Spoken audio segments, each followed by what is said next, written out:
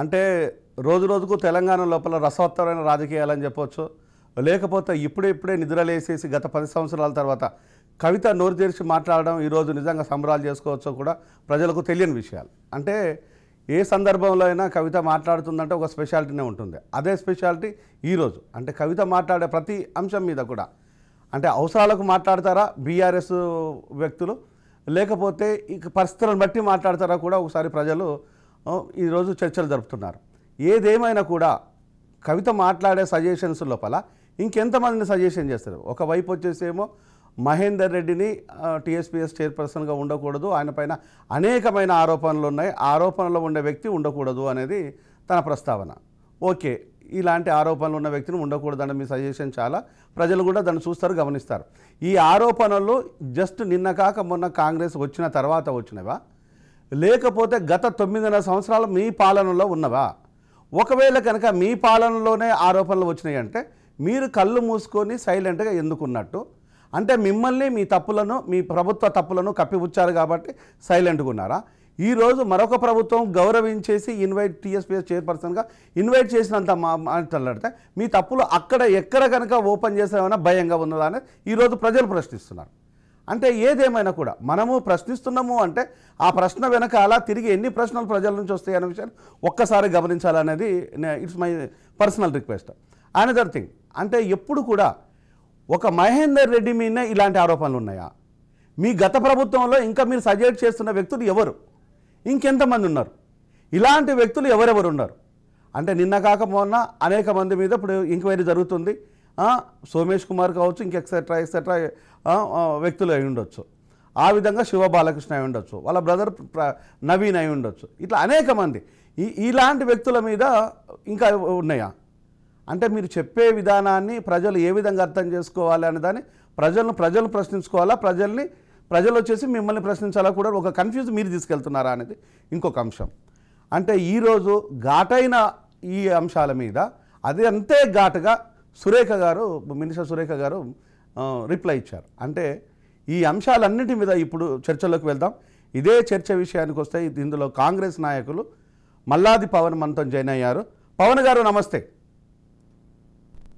మరి కాసేపట్లో రజితారెడ్డి బీఆర్ఎస్ నుంచి జాయిన్ అవుతారు. ఈ Pawan, hello, can you hear me? Yeah, video please. Mahender Reddy గారిని ఇక్కడ మీరు నేను మాట్లాడుకోలేనంత భయంకరమైన భాషలో దూషించింది ఇప్పుడు ఉన్నటువంటి గౌరవ ముఖ్యమంత్రి గారు, రైట్? అంతా దూషించి మీరే తీసుకొచ్చి టీఎస్పీఎస్సీ చైర్మన్గా చేస్తారు. ఇప్పుడు ఇంకొక లాయర్ ఎవరో వచ్చి అవినీతి జరిగింది. మరి ఈ వైరుధ్యాన్ని ఎట్లా చూడాలి? ప్రజలకైతే ఒక క్లారిటీ రావాలి. కొన్ని మేము అవినీతి చేసినాం అన్నారు. మరి మా హయాంలో ఆయన ఉన్నాడు కదా, ఇదేం నువ్వు ఎంక్వైరీ చేయమని అంటున్నావు మహేందర్ రెడ్డి గారు. నేనేం కొత్త కోరిక కోరలేదు కదా, సీఎం గారు చెప్పిందని చెప్పినట్టుగా నిరూపించుకోండి. మహేందర్ రెడ్డి గారు స్వాతి ముఖ్యం, కడిగ ముఖ్యం, మీరే నిరూపించండి, ఎంక్వైరీ చేసి జ్యుడిషియల్ ఎంక్వైరీ చేయండి. కానీ ఈ క్రమంలో తెలంగాణ నిరుద్యోగులకు నష్టం జరగకుండా జాబ్ క్యాలెండర్ ప్రకటించండి. మీరు మొన్న ఇచ్చినటువంటి జాబ్ క్యాలెండర్లో ఫిబ్రవరి 1వ తేదీ నాడు గ్రూప్ 1 ఇస్తామని వచ్చిందని, ఫిబ్రవరి 8వ తారీఖు వచ్చింది. ఏమన్నా అంటేనేమో ఎక్కడ మేము ఇప్పుడే వచ్చినాం, నిన్ననే వచ్చినాం, ఇంకా మూటములే సర్దుకోలేదు అంటూ. Okay, no problem. దీనిలో ₹1 ఖర్చు లేదు కదా. ప్రాసెస్ ఇనిషియేట్ చేయాలి కదా. టైం ఇనిషియేషన్ ప్రాసెస్ కోసమే అడుగుతున్నాం, బడ్జెట్ కోసం అడుగుతలేము. అది ప్రజలు గమనించాలని కోరుతున్నాం. మేము ఎప్పుడు మహేందర్ రెడ్డి గారిని ఒక చిన్న పల్లెత్తు మాటలు, మహేందర్ రెడ్డి గారిని ఇక్కడ మీరు నేను మాట్లాడుకోలేదంట మాట్లాడుతూ పిఎస్సి చైర్మన్ మహేందర్ రెడ్డిని తప్పించాలని, మహేందర్ రెడ్డిపై ఆరోపణల నేపథ్యంలో జ్యుడిషియల్ విచారణ జరిపించాలని, బీఆర్ఎస్ హయాంలో డీజీపీగా ఉన్న మహేందర్ రెడ్డిని అప్పుడు రేవంత్ రెడ్డి దూషించారు. పబ్లిక్ సర్వీస్ కమిషన్ సభ్యుడిగా ఆంధ్ర వ్యక్తిని ఎలా నియమించారు, వాళ్ళు తెలంగాణ యువతకు ఏం న్యాయం చేస్తారు, రాజకీయాలకు సంబంధం ఉన్న వారిని కమిషన్ సభ్యులుగా నియమించబోమని సీఎం అన్నారు.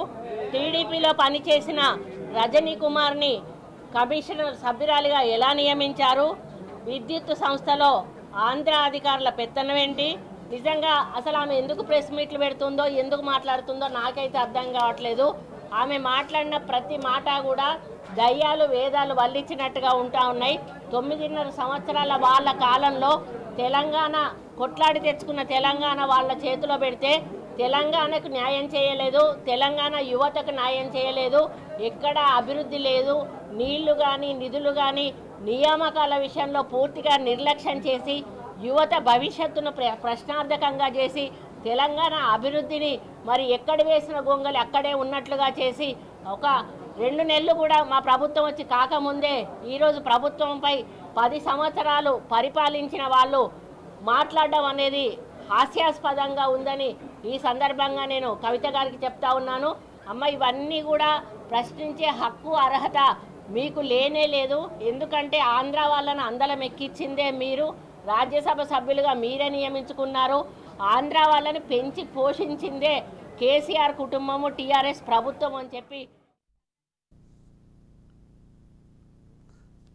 సో ఇది వాయిస్ అంటే ఈరోజు కవిత మాట్లాడిన మాటలు కావచ్చు, కవిత మాట్లాడుతూ మేము అవినీతి చేయొచ్చు, సో మా అవినీతి ప్రభుత్వంలో కూడా ఆయన కూడా భాగస్వామ్యే కదా అనే అర్థం వచ్చేటట్టు తను మాట్లాడే విధానం ఉందన్న విషయం మనకు చాలా క్లియర్గా. అంటే అవినీతి జరగనట్ట ఆయన అవినీతిలో భాగస్వామ్యం ఉన్నట్ట లేనట్ట, ఉంటే ఇంకెంతమంది ఇలాంటి వ్యక్తులు ఉన్నారని మీరు అనుకుంటున్నారు.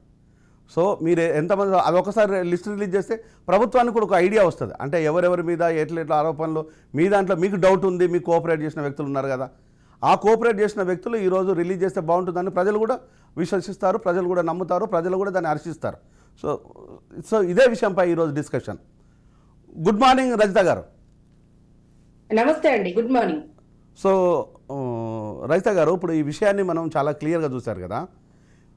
ఒకవైపు కవిత మాట్లాడిన విషయము, తర్వాత సురేఖ గారు కౌంటర్ ఇచ్చిన విషయము, ఈ నేపథ్యాన్ని అంటే విషయం లోపల అవినీతి ఆరోపణలు మహేందర్ రెడ్డి పైన ఉన్నాయి అనేదని స్పష్టత. అవినీతి అనేది వాళ్ళ ప్రభుత్వంలో జరిగిందని అన్నట్ట, జరగలేదా, జరిగితే వాళ్ళు ఎందుకు కాపాడుకుంటూ వచ్చారు అన్ని సంవత్సరాలు డీజీపీగా అనేది సూటి ప్రశ్న వేశారు సురేఖక. దీనిపైన బీఆర్ఎస్ ఏ విధంగా స్పందిస్తుంది? గుడ్ మార్నింగ్ అండి. ప్యానెల్లో ఉన్న వాళ్ళకి అందరికి, రాజ్ న్యూస్ ప్రేక్షకులందరికీ గుడ్ మార్నింగ్. యాక్చువల్గా చూడండి, చట్టం ఎవరికైనా ఒకేలాగా ఉంటుందండి. ఈ చట్టంలో లోపాలు ఉండవు. సరే, ఆయన డీజీపీగా చేసిన మాట వాస్తవమే, చేసినన్ని రోజులు చేస్తూ ఉన్నాడు ప్రభుత్వం ఉన్నన్ని రోజులు. బట్ ఈ రోజు డీజీపీ గారి మీద రాపోలు భాస్కర్ గారు లక్షల కోట్ల సంపదను పోగేసుకున్నారని ఆయన చెప్తా ఉన్నారు కదండి. డీజీపీ పోస్ట్ అడ్డు పెట్టుకుని లక్షల కోట్ల రూపాయల విలువ చేసే సంపద పోగు చేసుకున్నారని చెప్తున్నారు అతను. మరి దాని మీద ఇన్వెస్టిగేషన్ చేయాలి. గవర్నర్ గారికి కూడా మేము వినతి పత్రం ఇచ్చినాము, దాని మీద సానుకూలంగా స్పందించారు కూడా. అక్రమాలు 40 చేశాడు, ఆధారాలు కూడా ఉన్నాయని చెప్తున్నారు మరి ఆ వ్యక్తి. మరి అది కూడా మనము చాలా ఇంపార్టెంట్ గా తీసుకునే విషయం కదండి. తప్పకుండా తీసుకోవాల్సిందే. ఆధారాలు ఉన్నాయని ఒకటి రజిత గారు ఒక్క నిమిషము. రాపోలు భాస్కర్ ఒక అడ్వకేట్, హైకోర్టు అడ్వకేట్, తను రిట్ పిటిషన్ వేసి సో దీన్ని ఆరోపించవచ్చు. దాంతో పాటు వచ్చేసి కవిత లిక్కర్ విషయం లోపల దందా చేస్తుంది, దౌర్జన్యం చేస్తుంది, ఇక్కడ అనేక పెట్టుబడులు కొల్లగొట్టేసింది అనేది బీజేపీ ప్రభుత్వం లోపల బీజేపీ ఎంపీలు ప్రెస్ మీట్ పెట్టి మరీ చెప్పారు. దానిపైన అసలు బీఆర్ఎస్ నుంచి ఎలాంటి చర్యని తీసుకున్నారా? వాళ్ళ మీద కేసు వేస్తామన్నారు, మా పరువు నష్టం దావా వేస్తామన్నారు, డిఫమేషన్ చేస్తామని చెప్పేశారు, అనేక వార్నింగ్స్ ఇచ్చారు. దానిలో ఏ ఒక్కటన్నా జరిగిందా? చూడండి, వాస్తవాలకు దూరంగా ఎన్నైనా మాట్లాడొచ్చండి. ఎన్నైనా ఒక ప్రజా నాయకులు ప్రజల్లో ఉన్న వాళ్ళ మీద ఎన్నో ఆరోపణలు వస్తాయి, అవినీతి ఆరోపణలు ఎన్నో వస్తాయి. వాటిని నిరూపించాలి కదండి. సెంట్రల్ లో ఉండేది వాళ్ళే కదా, వాళ్ళు నిరూపించాలి కదా, దానికి సంబంధించిన ఆధారాలు చూపించాలి కదా. అంటే ప్రజా జీవితం లోపల ఇప్పుడు ప్రజా జీవితంలో ఉన్న మహేందర్ రెడ్డి విషయంలో ఆరోపణలు అనుకున్నామా, నిజాలు అనుకున్నామా? నిజాలే అయితే మాత్రము మీరు ఎందుకు బీఆర్ఎస్ పార్టీ నుంచి కేసీఆర్ కేటీఆర్ వాళ్ళని పెంచి ఎందుకు పోషించినట్టు? ఇలాంటి వ్యక్తులు ఇంకెంతమంది ఉన్నారు బీఆర్ఎస్ ప్రభుత్వం లోపల? అప్పుడున్న బీఆర్ఎస్ ప్రభుత్వంలో ఇంకెంతమంది ఉన్నారు? చూడండి, చట్టం ముందు ఎవరు తప్పించుకోలేరండి. ఆధారాలతో సహా ఎవరు తప్పించుకోగలరు? ఎవరున్నా సరే చట్టానికి చుట్టాలండి. బీఆర్ఎస్ పార్టీ ఏమైనా చట్టానికి అతీతంగా పనిచేస్తుందా? అంటే మీ దగ్గర ఇప్పుడు ఆధారాలతోనే ఆరోపణ చేస్తున్నారా, లేకపోతే వేరే వాళ్ళ ఆరోపణ చేసింది కాబట్టి మీరు ఆధారాలు వెతుకుతున్నారా? అతను బాజాప్తా ముందుకొచ్చి ఆరోపణ చేస్తున్నాడు, నా దగ్గర ఆధారాలు ఉన్నాయని చూపిస్తున్నాడు కదండి. లక్షల కోట్ల సంపదను పోగేసుకున్నాడు. డీజీపీ పోస్ట్ అడ్డు పెట్టుకుని అనేక లక్షల కోట్లు సంపాదించే సంపద విలువ పోగు చేసుకున్నాడనే వెరీ గుడ్ రజిత గారు. దీంట్లో ఒక డీజీపీ స్థాయిలో ఒక డీజీపీ స్థాయిలో ఉండే వ్యక్తి లక్షల కోట్లు కేటాయిస్తే మున్సిపల్ శాఖలో ఉన్న కేటీఆర్ ఎన్ని లక్షల కోట్లు వెనకేసినట్టు, దాంతోపాటు కేసీఆర్ ముఖ్యమంత్రిగా ఉన్నప్పుడు ఎన్ని లక్షల కోట్లు వెనకేసినట్టు, కవిత ముఖ్యమంత్రి కూతురుగా ఎన్ని లక్షల కోట్లు వెనకేసినట్టు, ఇదన్నీ ప్రజలు కనుక ప్రశ్నిస్తే దీనికి మీ దగ్గర ఆన్సర్ ఉందా? ప్రశ్నించవచ్చు, ఎన్నైనా ప్రశ్నించవచ్చు. దీనికి మీ దగ్గర ఆన్సర్ ఉన్నదా? జీవితంలో ఉండి ప్రతిరోజు ప్రజా జీవితంలో ఉండి ఇలా తెలంగాణను అగ్రగామిగా నిలిపి అనేక రంగాల్లో ఇలా తెలంగాణ అదే విషయం మాట్లాడదాము. అదే విషయం మాట్లాడదాం. ప్యానల్లో మల్లాది పవన్ కాంగ్రెస్ నాయకులు ఉన్నారు. అదే విషయం పవన్ గారు. పవన్ అన్న నమస్తేనే. నమస్కారం. నమస్కారం అన్న. ఇప్పుడు రైత గారు చాలా క్లియర్ గా చెప్తున్నారు. ఒకవేళ డీజీపీ మహేందర్ రెడ్డి విషయం లోపల కవిత గారు ఏదైతే చెప్పిందో, కవిత అనే మాట లోపల రైత గారు కూడా అదే అంటున్నారు, బీఆర్ఎస్ నాయకులు. దీనిపైన అసలు మీరేమనుకుంటున్నారు? మీకు పెద్దలు, మీరు రాజకీయాలను ఎప్పటి నుంచో చూస్తా ఉన్నారు. జర్నలిస్ట్ రంగంలో మీకు అపారమైనటువంటి అవగాహన, నాలెడ్జ్, విషయాల పట్ల సరైనటువంటి దృక్పథం, నిజాలేంది రాజకీయం ఏందనేది మీకు తెలుసు. మీకు ఇంకా ప్యానల్లో ఉన్నటువంటి ఇతర పెద్దలందరికీ నమస్కారం. కాంగ్రెస్ పార్టీ పవర్ లో వచ్చినందుకు మీ అందరికీ, ప్రజాపాలన అనేదానికి మీ అందరికి కూడా శుభాకాంక్షలు. ఇవాళ టిఎస్పిఎస్సికి సంబంధించి మాజీ డీజీపీ మహేందర్ రెడ్డి గారి నియామకంపై కవిత గారు ఒక వ్యాఖ్య చేయడం, దానికి కొండా సురేఖ గారు రిప్లై ఇవ్వడం, అప్రోప్రియేట్ రిప్లై ఇవ్వడం అనేది మనం చూస్తాం. అయితే సమాజంలో ఒక మంచి, ఇప్పుడు నేను మహేందర్ రెడ్డి గారి తరఫున వకాలత్ పుచ్చుకొని నేను మాట్లాడట్లేదు, కాంగ్రెస్ పార్టీ తరఫున మాట్లాడుతాను, ప్రభుత్వం తరఫున మాట్లాడుతాను. ప్రభుత్వము టిఎస్పిఎస్సి అనేది ఒక బాధ్యతాయుతమైనటువంటి వ్యక్తి చేతి లోపల పెట్టాలి. దానికి ఎవరైతే కొంచెం కఠినంగా ఉండి కఠినమైనటువంటి నిర్ణయాలు తీసుకోగలిగేటువంటి వాళ్ళు దాన్ని సానుకూలంగా క్లియర్ కట్ గా దాన్ని అబ్జర్వ్ చేసి దాంట్లో ఎటువంటి లోపాలు రాకుండా, ప్రభుత్వం పైన మచ్చ రాకుండా ఉండేటువంటి వాళ్ళు కావాలని చెప్పి ఐడెంటిఫై చేసి మరి మాజీ డీజీపీ మహేందర్ రెడ్డి గారి నియామకం చేయడం జరిగింది. అవును. ఇప్పుడు మాజీ డీజీపీ మహేందర్ రెడ్డి గారి నియామకం చేయగానే ఆయన మీద కేసులు ఉన్నాయనే విషయాన్ని బయట పెట్టడం అనేది ఇది అవకాశం కోసం వెయిట్ చేసి, అవకాశం వచ్చిన తర్వాత కాంగ్రెస్ పార్టీ మీద, తెలంగాణలో ఉన్నటువంటి ప్రజాప్రభుత్వం మీద నిందేసేటువంటి అవకాశం, నిందేసేటువంటి ఒక ఆలోచన చేస్తున్నటువంటిది కేసీఆర్ గారి కుటుంబం, కవిత గారు అనేది ప్రజలు కూడా ప్రశ్నిస్తున్నారు. మరి ఇన్ని రోజులు ప్రభుత్వంలో లేనప్పుడు, లేకపోతే వాళ్ళ ప్రభుత్వంలో ఉన్నప్పుడు వారి అవినీతి బయటపడలేదా? ఇవాళనే వారి అవినీతి బయటపడ్డదా? అప్పుడు ఎందుకు మరి ఆయన పక్కకు పెట్టుకొని తిరిగినరు? ఇప్పుడు ఎందుకు ఆయన కాంగ్రెస్ పార్టీ రాగానే, టిఎస్పిఎస్సి చైర్మన్ కాగానే ఎవరు అవినీతి ఆరోపణలు చేస్తున్నారు అనే విషయం వాళ్ళు కూడా ఒకసారి చేసుకోవాలి. రెండో విషయం ఏంటంటనా, ఎవరో గాని టిఆర్ఎస్ పార్టీకి, కేసీఆర్ గారికి సరైనటువంటి దిశగా ఆలోచన చేయడం నేర్పట్లేదు. వాళ్ళు మొదటి నుంచి కూడా చాలా తప్పుల్లో పోతున్నారు. ఆ విషయాన్ని వాళ్ళు ఎందుకు కూర్చొని ఒకసారి రివ్యూ చేసుకుంటారు. కాంగ్రెస్ పార్టీ డిసెంబర్ 3వ తారీఖు ప్రజల యొక్క మ్యాండేట్ తీసుకున్నాక డిసెంబర్ 7వ తారీఖు మేము ప్రభుత్వాన్ని పెట్టినాం. చేపట్టిన తర్వాతనే వీళ్ళు ఇమీడియట్ గా మీరు 6 గ్యారంటీలు పథకాలు చేయట్లేదు, 6 గ్యారంటీ పథకాలు చేయట్లేదు. నిన్న కూడా హరీష్ రావు గారు 6 గ్యారంటీ పథకాలు ఉన్నాయి, మొత్తం దాంట్లో 11 ఉన్నాయి. దాంట్లో ఒక దాంట్లో మహాలక్ష్మి 2500 ఇవ్వాలి, ఉచిత బస్సు మొదటి ఫ్రీగా ఇచ్చారు, 10 లక్షలు ఫ్రీగా ఇచ్చారు అని చెప్పడం మొదలుపెట్టి పవన్ 6 గ్యారంటీలు 100 రోజులలో కంప్లీట్ చేస్తామనే నమ్మకం మీ లోపల ఉందా? డెఫినెట్ గా ఉన్నది. ఎందుకంటే అన్న, ఇవాళ మీ అందరికీ తెలుసు, ప్రజలు ఒక మ్యాండేట్ ఇచ్చింది 6 గ్యారంటీల పథకాల మీద. సోనియా గాంధీ, రాహుల్ గాంధీ గారి మీద ఉన్న నమ్మకంతో, తర్వాత రేవంత్ రెడ్డి గారిని, బట్టి విక్రమార్క గారిని, ఉత్తమ్ కుమార్ రెడ్డి గారిని వీళ్ళందరూ చూసి కొంచెం కష్టపడతారు, వీళ్ళు నిజంగా నీతి నిజాయితీగా పోరాటం చేస్తున్నారు కదా అని చెప్పి మాకు పదవిలు ఇచ్చారు. అవును. ఇప్పుడు ఈ పదవిని నిలబెట్టుకోకుండా కనుక పోతే, ఇప్పుడు లోక్సభ ఎన్నికలలో మమ్మల్ని నిలదీయరా? ఇంటింటికి పోయి మేము ఓటు అడిగినప్పుడు ఏమైనా మరి 6 గ్యారంటీలు ఇయ్యరా అని. సో ఆ నాలెడ్జ్ కాంగ్రెస్ ప్రభుత్వంలో ఉన్నటువంటి కేబినెట్ కి అంత ఇంట్రెస్ట్ ఉంది. కాకపోతే ఏంటంటే ఒక స్టెప్ బై స్టెప్, ఫస్ట్ అసలు నా మినిస్ట్రీలో ఉన్న బడ్జెట్ ఎంత, నా మినిస్ట్రీలో ఏం జరిగింది అనే విషయాన్ని ఫస్ట్ శ్వేతపత్రం విడుదల చేసినారు. అది మినిస్ట్రీ వైజ్ గా నిన్న నీటిపారుదలకు సంబంధించి ఉత్తమ్ కుమార్ రెడ్డి గారు, రేవంత్ రెడ్డి గారు క్లియర్ కట్ గా పోతిరెడ్డిపాడుకు సంబంధించిన విషయం కానీ, కృష్ణా గోదావరి జలాల విషయంలో కానీ ఒక మంచి క్లియర్ గా ప్రజలకు చెప్పినారు ఏం జరిగింది, మన వాటా ఎంత మన వాటా రావాల్సి ఉండే, కాంగ్రెస్ పార్టీ ప్రభుత్వంలో ఉన్నప్పుడు ఎట్లుండే, రాష్ట్రం విడిపోయినప్పుడు కేసీఆర్ గారు కానీ టిఆర్ఎస్ ప్రభుత్వం ఏం చెప్పి రాష్ట్రంలో ప్రభుత్వాలకు వచ్చిండ్రు, వచ్చిన తర్వాత ఏం ఒకసారి చేసిండ్రు? అన్న ఒక విషయంలో ఇప్పుడు రైసారెడ్డి గారిని కూడా అడుగుదాము. ఇది రైసారెడ్డి గారు, అంటే ఇప్పుడు విషయం ఏదైనా కూడా సరే, ఆరోపణలు ప్రత్యారోపణలు ప్రభుత్వం మీద ప్రతిపక్షం, ప్రతిపక్షం మీద ప్రభుత్వం, లేదా పార్టీల మీద ఇంకొక పార్టీ చేయడం అనేది సర్వసాధారణం. దాంట్లోపల ఇది పెద్ద వింతేమి కాదు, ఇది కొత్త కాదు, ఇది మొదటిది కాదు, చివరిది కూడా కానే కాదు, ఇది నిరంతర ప్రక్రియ. అంటే ఆల్కహాల్ అనే విషయాన్ని మాట్లాడేటప్పుడు కానీ, లేకపోతే పూలే అంశాన్ని మాట్లాడేటప్పుడు కానీ, ఈ రెండు చాలా కీలకమైనది. పూలే అంశం వచ్చేసేమో ఆత్మగౌరవ విషయము, పూలే చేసిన పోరాటము, చదువు పట్ల ఒక క్రమశిక్షణ, సావిత్రిబాయి పూలే ద్వారా చదువుల తల్లిని అందజేయాలనేది మొట్టమొదటి చదువుల తల్లి. ఒక స్త్రీ తన అస్తిత్వం కోల్పోకుండా తనకు స్థిరమైన నిర్ణయాలు తీసుకోగలుగుతుంది, ఒక తల్లిగా, ఒక చెల్లెగా, ఒక భార్యగా, ఒక నాయకురాలుగా, ఒక ఎంప్లాయీగా అనే విషయాన్ని ఆ మహాతల్లి ద్వారా ఈరోజు ప్రతి స్త్రీని గౌరవించబడుతుందంటే ఆ మహాతల్లి ఉద్యమం అనేది మనం అందరం యాక్సెప్ట్ చేస్తాం. అలా ఎవరికి ఎలాంటి డిస్ప్యూట్ లేదు. కానీ ఈ 10 సంవత్సరాలు గతించిన 10 సంవత్సరాల లోపల పూలే కానీ, సావిత్రిబాయి పూలే గారి గురించి కానీ ఎప్పుడు కూడా బీఆర్ఎస్ ఎలాంటి కార్యక్రమం చేయలేదు. ఎలాంటి అసలు కనీసం ఒక మాట కూడా మాట్లాడలేదు.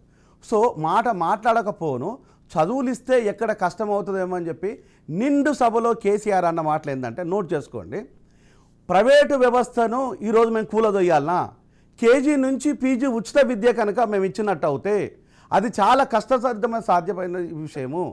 ఇప్పుడు ప్రైవేటు వ్యవస్థ కుప్పకూలిపోతుంది. ప్రైవేటు వ్యవస్థ మీద ఉన్న ప్రేమన, ప్రైవేటు వ్యవస్థలో ఉన్న భాగస్వామ్యం మీద బాధన అనేది ఈరోజు ప్రజలు స్ట్రైట్గా అడుగుతున్నారు. శ్రీ చైతన్య నారాయణ లాంటి స్కూళ్ళ లోపల దౌర్జన్యాలు, దోపిడీ, ఇంకా ఇంత అంత అని మనం చెప్పాల్సిన, ఈరోజు ప్రైవేట్ కార్పొరేట్ వ్యవస్థ ఫీజు చేస్తుంది. బిఫోరు తెలంగాణ రావడానికి ముందు 60,000 రూపాయలు ఇన్సైడ్ ఎడ్యుకేటెడ్ స్టూడెంట్ కనుక ఉన్నట్టు అవుతాయి, అంటే హాస్టల్ ఉన్నట్టు అవుతాయి, రెసిడెన్షియల్ స్టూడెంట్ ఉన్నట్టు 60,000 రూపాయలు. ఈరోజు అదే స్టూడెంట్కి 3 లక్షల నుంచి 7 లక్షల వరకు ఛార్జ్ చేస్తున్నారు ప్రైవేట్ వ్యవస్థ. దాని గురించి ఏ ఒక్కరోజు కూడా ఎప్పుడు మాట్లాడలేదు. ఇదే సావిత్రిబాయి పూలే గౌరవం ఉంటే మన పూలే మీద గౌరవం ఉన్న మాట్లాడవచ్చు, అప్పుడు కూడా మాట్లాడలేదు. దాంతోపాటు వచ్చేసి ఆల్కహాల్ బిఫోర్ తెలంగాణ రావడానికి ముందు మన ఆదాయము 14,000 కోట్లు మాత్రమే. ఈరోజు తెలంగాణ లోపల మన ఎలక్షన్ల ముందు వరకు కూడా తెలంగాణ లోపల ఉన్న ఆదాయము 50,000కు పైచిలకు ఉన్న ఆదాయము. మరి ఈ తాగి సచ్చిన వాళ్ళంతా ఎవరు? వాళ్ళు ఎప్పుడైనా సర్వే చేయించారా? ప్రతి గవర్నమెంట్ హాస్పిటల్లో సీరోసిస్ లివర్స్, ఓసోఫేగల్ ప్రాబ్లమ్స్, సివియర్ ఎసిడిటీ, తాగి తినకుండా సివియర్ ఎసిడిటీ, అల్సర్స్, క్యాన్సర్స్తోని అనేక మంది చచ్చిపోయారు. అంటే 40% పీపుల్ గవర్నమెంట్ స్కూల్ లోపల జాయిన్ అవుతే అందులో విధవలు మాత్రమే ఉన్నారు. భర్తలు చనిపోయిన తల్లుల బిడ్డలు మాత్రమే ఈరోజు గవర్నమెంట్ స్కూళ్ళలో ఉన్నారు. దానిపైన ఒకసారి కవిత గారిని సర్వే చేయించండి, మీ బీఆర్ఎస్ సర్వే చేయించండి. It's my sincere advice. ఇది నేను ఒక డాక్టర్గా, ఒక ప్రజాస్వామికవాదిగా, ఈరోజు ఒక మోడరేటర్గా నేను మీకు అడ్వైజ్ చేస్తున్నాను. ఆ పని చేయించండి. ఇప్పుడు ఉన్న కాంగ్రెస్ను, అప్పుడు ఉన్న బీఆర్ఎస్ను ప్రజలు ఏ విధంగా చెప్తారన్న విషయం మనం ఆలోచిద్దాం. దీనిపైన మీ ఒకసారి మీ స్పందన చెప్పండి. ఒక స్త్రీగా, ఒక తల్లిగా, ఒక భార్యగా, తెలంగాణ బిడ్డగా, తెలంగాణ ఆడపడుచుగా చెప్పండి. డెఫినెట్గా అండి.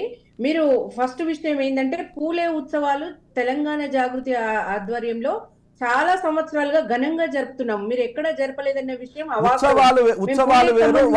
ఉత్సవాలు వేరు. ఉత్సవాలు చేసినంత మాత్రాన విద్య రాదండి. దండలేసినంత మాత్రాన చదువు రాదు. ఆ దండం పెట్టినంత మాత్రాన చదువు రాదు.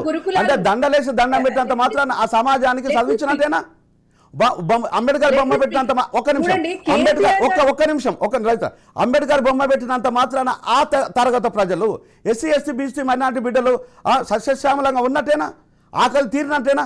అంబేద్కర్ గారు చాలా క్లియర్, నన్ను స్తుతించేవాడిని మాత్రం దగ్గరికి రానివ్వకండి, నా ఫార్ములాను ప్రజల మధ్యకు తీసుకెళ్లేవాడిని నెత్తిన పెట్టుకోమని చెప్పారు. ఈరోజు మన బీఆర్ఎస్ ప్రభుత్వం ఏ ప్లేస్లో ఉంది? స్తుతించే ప్లేస్లో ఉందా? ఫార్ములాను ప్రజలకు తీసుకెళ్ళిందా? నన్ను మాట్లాడనివ్వండి. ప్లీజ్ మాట్లాడాలి.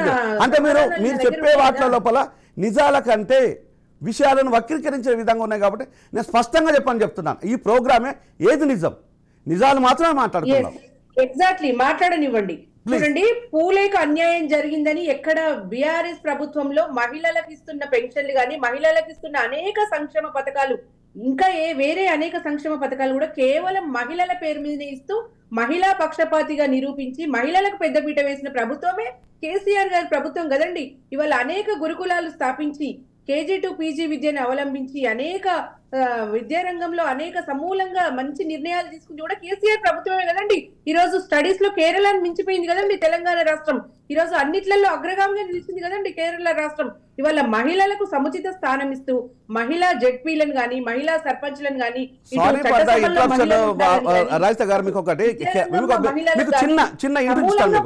మీకు చిన్న విషయం చెప్తాను చాలా. ఇప్పుడు అమ్మ మీరు ఒక మాట వినాలి.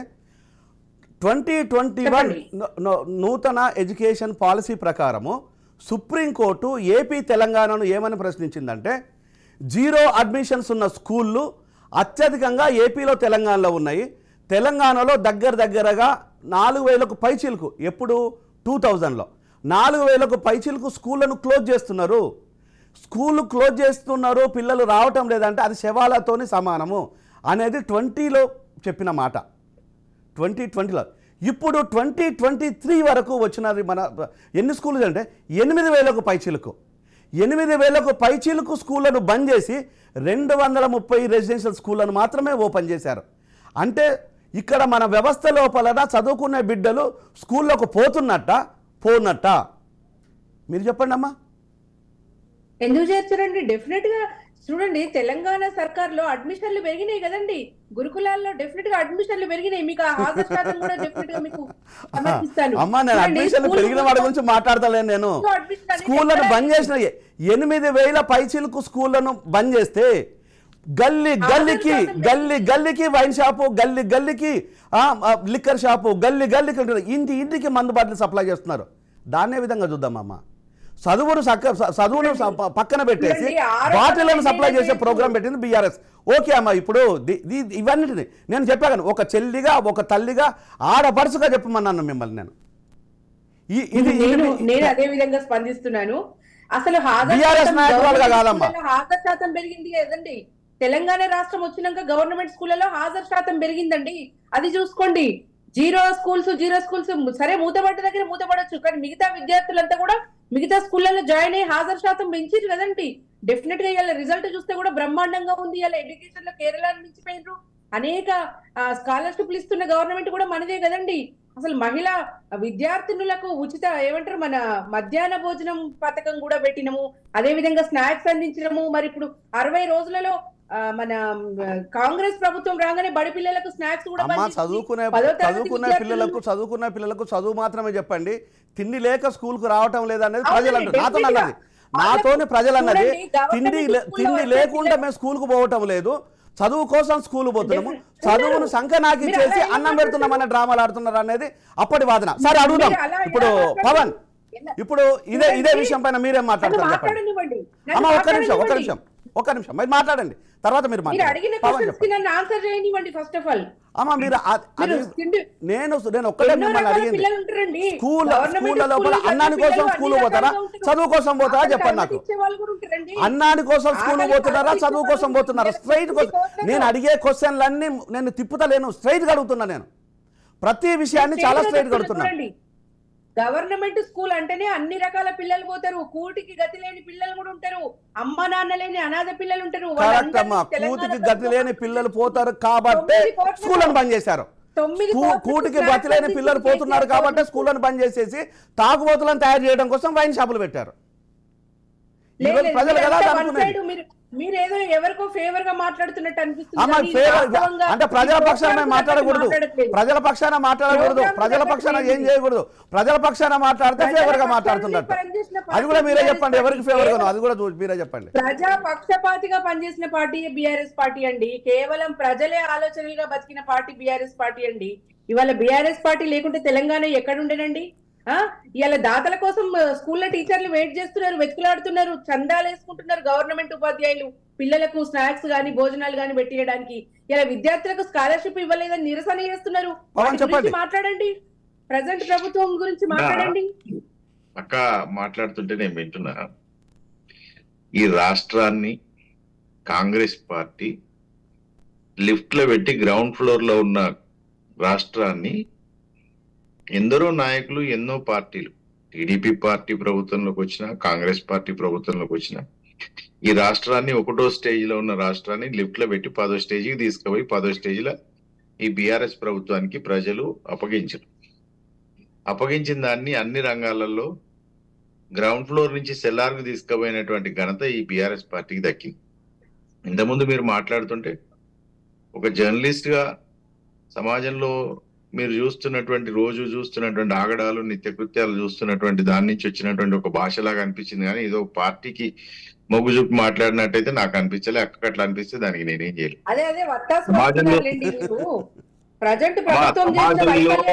సమాజంలో ఉన్నటువంటి ఏ వ్యక్తికైనా, ఏ ప్రభుత్వం మీదనైనా మాట్లాడేటువంటి హక్కు ఉంటది. జర్నలిజం అనేది 4th pillar of the constitution. కాబట్టి వాళ్ళకు ఏదైనా మంచి ఉన్నప్పుడు మంచి చెప్తారు, చెడు ఉన్నప్పుడు చెప్తారు.